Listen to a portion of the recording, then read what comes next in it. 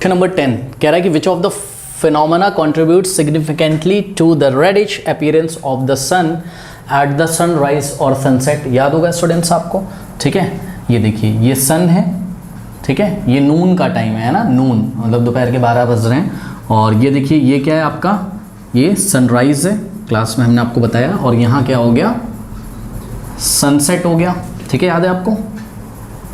ये सुबह के 6 बज रहे हैं, 6 AM ऐसा सोच सकते हो आप। ये क्या हो रहा है, दोपहर के 12 बज रहे हैं, ठीक। और ये क्या हो रहा है, शाम के 6 बज रहे हैं मान लीजिए, ठीक। तो यहाँ पे आपने अपनी आइस रखी थी, फिर यहाँ पे रखी थी, यहाँ पे, ठीक है। तो मॉर्निंग में आपको कैसा दिखाई पड़ता है, रेडिश। सन कैसा दिखाई पड़ता है, रेडिश मॉर्निंग में, सनराइज में। और सनसेट में शाम को भी रेडिश दिखाई पड़ता है।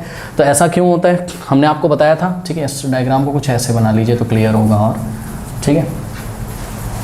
तो इसमें हमने आपको क्या बताया था, किसी टिक मार्क वाले क्वेश्चन में कहीं और भी हमने आपको बताया है 12 नून, ठीक है। तो देखिए बच्चों, जब मॉर्निंग में क्या होता है, मॉर्निंग में जो लाइट रेज आती हैं यहाँ से, ठीक है, या इलेक्ट्रोमैग्नेटिक वेव्स आप कह लो जो आती हैं, तो इन ये सन कहाँ होता है, हॉराइजन पे होता है, ठीक।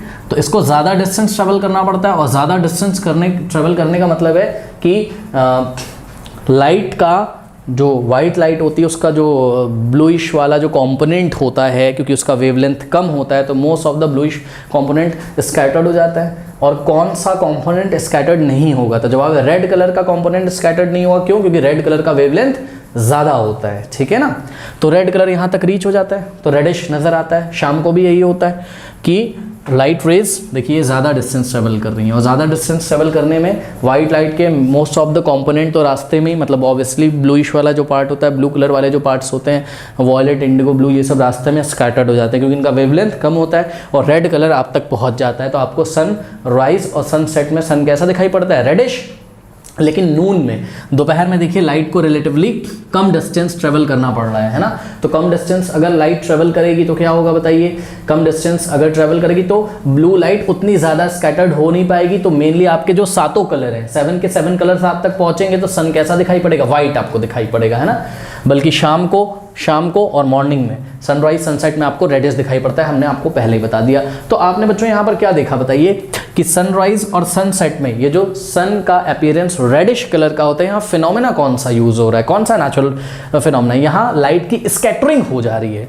लाइट के मेन कलर कंपोनेंट्स, मतलब मेन जो ब्लूइश कलर कंपोनेंट्स हैं उनकी स्कैटरिंग हो जा रही है, और रेडिश कलर हमारे तक रेड कलर हमारे तक पहुंच रहा है, तो हमें ये रेडिश दिखाई पड़ रहा है। तो मेरे ख्याल से तो इसका आंसर होना चाहिए, कुछ स्कैटरिंग वगैरह करके देना चाहिए इनको। आइए देखते हैं दिया है कि नहीं। तो which of the phenomena contribute significantly to the reddish appearance of the sun at the sunrise और सनसेट। तो क्या डिस्पर्शन होता है बच्चों, नहीं, ठीक है। डिस्पर्शन तो आपने रेनबो में देखा था, ठीक है। स्कैटरिंग ऑफ लाइट होती है, यस, यही हमने आपको भी समझाया कि ब्लूइश कंपोनेंट स्कैटर्ड हो जाते हैं तो रेड हम तक पहुंचता है।